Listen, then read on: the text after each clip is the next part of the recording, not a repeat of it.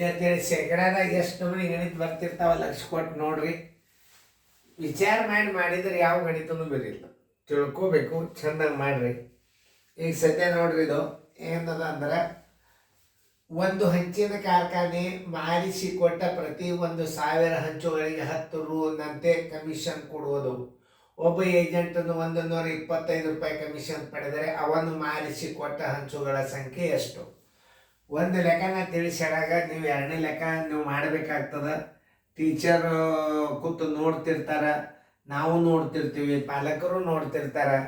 ಇದು ಇಂಥದ್ದೊಂದು ನಾವು ಗಣಿತ ತಿಳಿಸಿ ಹೇಳುವಾಗ ನೀವೆಲ್ಲರೂ ಕಾಳಜಿಪೂರ್ವಕವಾಗಿ ನೋಡ್ಬೇಕು. ಭಾಳ ಸರಳ ಹಚ್ಚೋಳಲ್ಲಿ ನಿಮಗೆ ಮೆಥಡ್ ಗುರ್ತಾಯಿತು, ಉತ್ತರ ಒಟ್ಟ ತಪ್ಪಾಗೋದಿಲ್ಲ. ಇದು ಶೇಕಡಾದಾಗಿಲ್ಲ, ಇಷ್ಟೇ ನೀವು ಅರ್ಥ ಮಾಡ್ಕೋಬೇಕು. ಇದನ್ನು ನಾನು ಹೆಂಗೆ ಹಚ್ಚಿದ್ದೀನಿ ನವೋದಯ ಥಿಯರಿನೂ ತೋರಿಸ್ತಾನೋ, ಆಮೇಲೆ ನಿಮಗೆ ಬೇಸಿಕ್ ಥಿಯರಿ ನಮ್ಮ ಸ್ಕೂಲ್ ರೀತಿ ಪ್ರಕಾರ ಗಣಿತಗಳ ತೋರಿಸ್ತಿರ್ತಾನೆ. ಲಕ್ಷ ಕೊಟ್ಟು ನೋಡಿ. ಒಂದು ಹಂಚಿನ ಕಾರ್ಖಾನೆ ಮಾರಿಸಿಕೊಟ್ಟ 1,000 ಹಂಚುಗಳಿಗೆ 10 ರೂಪಾಯಿನಂತೆ ಕಮಿಷನ್ ಕೊಡುವುದು.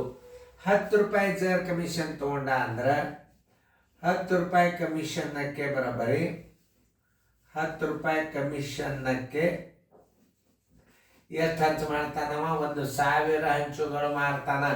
1,000 ಹಂಚುಗಳನ್ನು ಮಾರಿದ ಅಂದ್ರೆ ಅವ್ಗೆ ಎಷ್ಟು ಸಿಗ್ತಾವ? 10 ರೂಪಾಯಿ ಸಿಗ್ತಾವ. ಹಂಗಾರೆ ಅವ್ಗೆ ಎಷ್ಟು ರೊಕ್ಕ ಸಿಕ್ಕಾವ? 125 ರೂಪಾಯಿ ಕಮಿಷನ್ ಸಿಗಬೇಕಾದ್ರೆ ಅವು ಎಷ್ಟು ಹಂಚುಗಳನ್ನು ಮಾರಬೇಕು? 125 ಗುಂಡ್ಲೆ 1,000 100 ಅಲ್ಲಿದು ಮಾನ್ ಹೇಳೇನವ 10 ರೂಪಾಯಿಗೆ 1,000 10 ರೂಪಾಯಿ.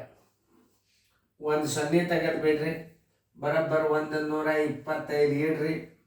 ಇಟ್ಟು ಎಷ್ಟು ಪೂಜೆ ಉಳ್ದಾವ? 2 ಪೂಜೆ ಉಳ್ದಾವ. ಉತ್ತರ ಸಂಖ್ಯೆ ನೋಡ್ರಿ, 12,500 ಹಂಚುಗಳನ್ನು ನಾವು ಮಾರಿದ ಅಂದ್ರೆ ಅಷ್ಟು ರೊಕ್ಕ ಸಿಗ್ತದೆ. 12,500 ಹಂಚುಗಳು ಮಾರಬೇಕು ನಾವು. ಉತ್ತರ ಸಂಖ್ಯೆ 12,500. ಉತ್ತರ ಸಂಖ್ಯೆ ಬಿ.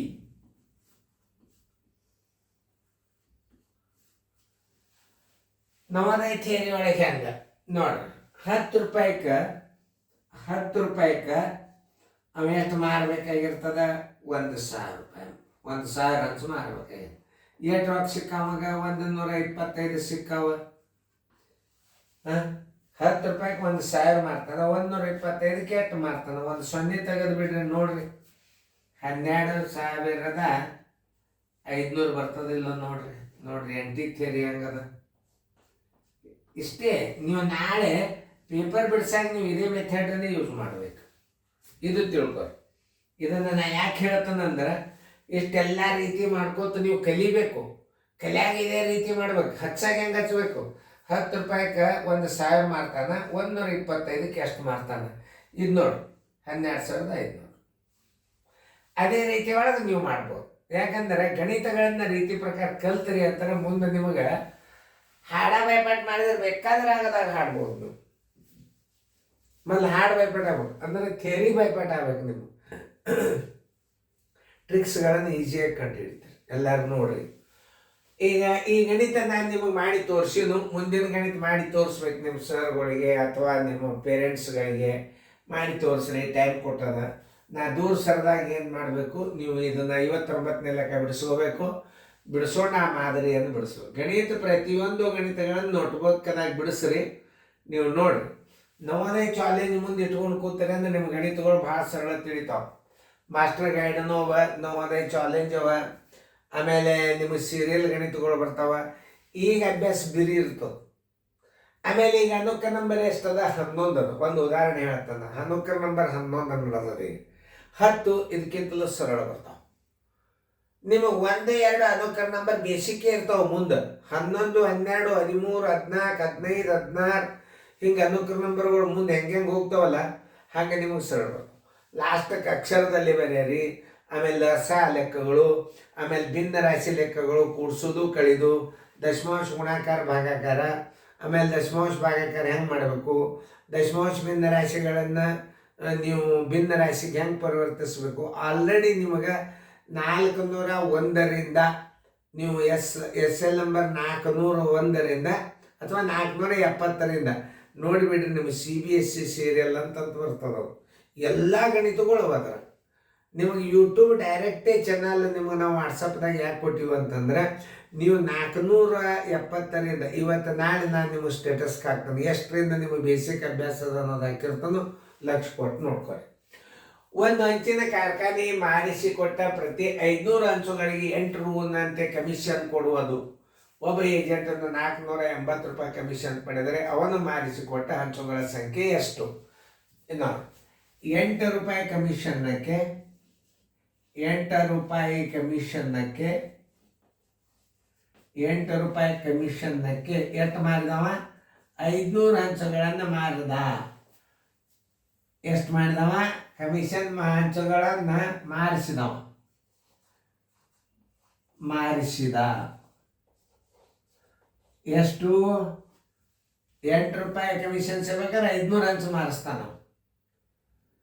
480 ರೂಪಾಯಿ ಕಮಿಷನ್ ಪಡೆದಿದ್ದ ಅಂದ್ರೆ ಅವೆಷ್ಟು ಹಂಚುಗಳನ್ನು ಮಾಡ್ತಾನ?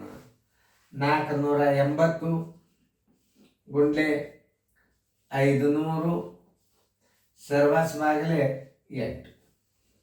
ಭಾಳ ಸರಳ ಲೆಕ್ಕದ. 8 ಒಂದಲೇ 8 60. ಈ ಪೂಜೆಗಳು ಬಿಡ್ರಿ 6 5 30 ಇಡ್ರಿ ನೀವು. 6 5 30 1 2 3 ಪೂಜೆ ಇಟ್ಬಿಡ್ರಿ. 1 2 3 ಪೂಜೆ ಎಷ್ಟಾದ್ರು ನೋಡ್ರಿ. ಅವು ಮಾಡಿಸಿದ ಹಂಚುಗಳು 30,000. 30,000 ಎಲ್ಲದ ಉತ್ತರ ನೋಡ್ರಿ. 30,000 ಇದ್ದದ್ದು ಉತ್ತರ ಸಂಖ್ಯೆ ಡಿ. ನವೋದಯ ಥಿಯರಿ ಒಳಗೆ ಹೆಂಗೆ ಮಾಡಬೇಕನ್ನೋದು ಇದು ನೋಡ್ರಿ. ಇಲ್ಲಿ ಮಾನ ಎಷ್ಟದ ಅದನ್ನು ಅರ್ಥ ಮಾಡ್ಬೇಕು. 480 ಕೊಟ್ಟ ಕಮಿಷನ್ಲೆ ಭಾಗಿಸ್ರಿ ನೀವು.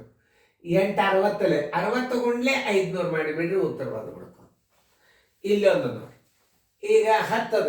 10ಕ್ಕೆ ಏನು ಮಾಡಬೇಕು? ಇದಕ್ಕೆ 12.5 ಇಟ್ಕೊಂಡು 10ರಲ್ಲೇ ಭಾಗಿಸಿದಾಗ ಎಷ್ಟು ಬರ್ತದೆ? 12.5 ಆಗ್ತದೆ. ಅದಕ್ಕೆ ಇಂಟು 1,000 ಮಾಡಿಬಿಡ್ರಿ, ದಶಮಾಂಶ ಸ್ಥಾನ ಕೊಟ್ಬಿಡ್ರಿ, ಭಾರಿ ಸರಳ ಬಂದ್ಬಿಡ್ತದೆ. ಅದು ದಶಮಾಂಶದಾಗ ಹೆಂಗೆ ಮಾಡ್ಬೇಕ್ರಿ ಅನ್ನೋದು ತೋರಿಸ್ತೀನಿ ನಿಮಗೆ. ಅದು ಒಂದು ಐಡಿಯಾ ನಿಮಗೆ ತಿಳಿಸ್ತದೆ ನೋಡ್ರಿ. ಇದು ಹೆಂಗ್ರಿ ಸರ್ ಅಂತ ನೀವು ಅನ್ಬೋದು. ಇದು ಭಾರಿ ಈಸಿ ಟ್ರಿಕ್ಸ್ನ ತೋರಿಸ್ಕೊಂಡು ಲಕ್ಷ ಕೊಟ್ಟು ನೋಡ್ರಿ. ಇನ್ನು ಇಲ್ಲೇ ನಾವು ನವೋದಯ ಥಿಯರಿಯನ್ನು ಹಾಕೋನು. ಈ 12.5ಕ್ಕೆ ನೀವು 10ರಲ್ಲೇ ಭಾಗಿಸಿದಾಗ, ಈಗ 10ರಲ್ಲೇ ಭಾಗಿಸಿದಾಗ ಎಷ್ಟು ಬರ್ತದೆ? ಇದಕ್ಕೆ ಇದು 125ಕ್ಕೆ 10ರಲ್ಲೇ ಭಾಗಿಸಿದಾಗ ಎಷ್ಟು ಬರ್ತದೆ? ಸುಮ್ಮನೆ ನೋಡ್ರಿ ನೀವು. 125ಕ್ಕೆ ಕಮಿಷನ್ 10ರಲ್ಲೇ ಭಾಗಿಸಿದ್ರೆ 12.5 ಆಯ್ತು. ಎಷ್ಟು? ಒಂದು 10 ರೂಪಾಯಿ ತಗೋಬೇಕಾದ್ರೆ ಎಷ್ಟು ಹಂಚುಗಳನ್ನು ಮಾರಬೇಕಮ್ಮ? 1,000 ಹಂಚುಗಳನ್ನು ಮಾರಬೇಕು. ಎಷ್ಟಾಯ್ತು? 125.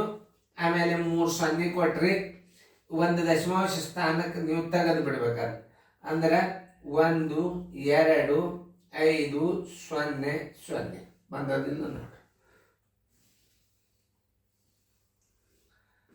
ಭಾಗ ಹೋಗಲಿಲ್ಲ ಅಂದ್ರೆ ಐಡಿಯಾ ಮಾಡ್ಬೋದು ನೀವು ನೋಡ್ರಿ.